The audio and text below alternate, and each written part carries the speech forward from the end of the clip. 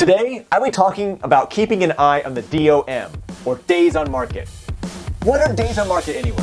Days on market represent the number of days between the day a house is put on the market for sale and the day it is under contract.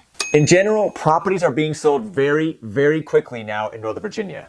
How do I know this? Our team has boots on the ground, selling homes and showing properties to our clients and writing offers every day. We're even seeing some properties listed for sale one day and under contract the next day.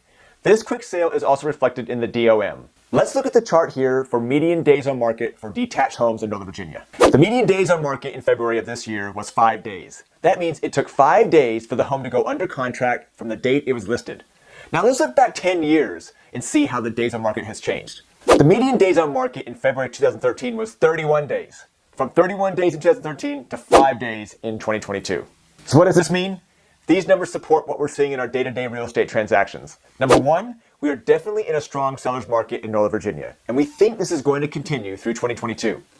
Number two, even though mortgage interest rates are rising, buyers are still in the hunt for homes because inventory levels are still very low. Number three, there is still a lot of competition for homes. Sellers are able to fetch high prices for their homes as long as competition remains high.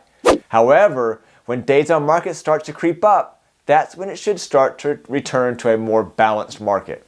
Of course, we can't predict the future, but we can watch important metrics such as the days on market to give us a good indication of what's on the horizon. So what about home prices?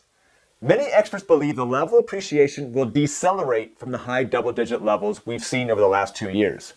That means prices will continue to climb, just at a more moderate pace. But most experts predict that there won't be a depreciation in home values. Okay, so home prices are continuing to rise, but the big question is, will it continue, and are we in some kind of housing bubble?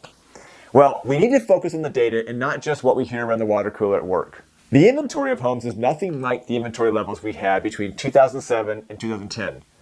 I pulled data from the Northern Virginia Association of Realtors, and here's something I think is really interesting. In 2008, the months of inventory was 5.58. Now let's jump to 2018 to 2022. 2018 was 1.88 months of supply. 2019 was 1.35 months of supply. 2020 was 1.14 months of supply. What we have is a supply and demand issue, and this is where a price appreciation is coming into play. But I want to share another huge data point to help understand the difference between the last housing bubble and the current price appreciation that we're experiencing right now. So check this out. According to the data from the Federal Reserve, from 2003 to 2007, there were more than 300 billion loans. That's B as in Bravo. Loans handed out annually to buyers who had a credit score lower than 620. Since 2009, there were way less than 100 billion loans issued with a score lower than 620. This means that lending standards tightened up and only the most well-qualified buyers were getting loans. This has and is continuing to create solid home ownership for our communities. So here's the bottom line. We tell our clients that owning a home is a long-term investment and it allows you to build wealth over time. Some people call it forced savings. Why? Because as you pay your monthly mortgage, you're also paying a portion of the payment towards your principal or equity, which are your savings. Also, a great hedge against inflation is a long-term real estate investment with a fixed mortgage payment.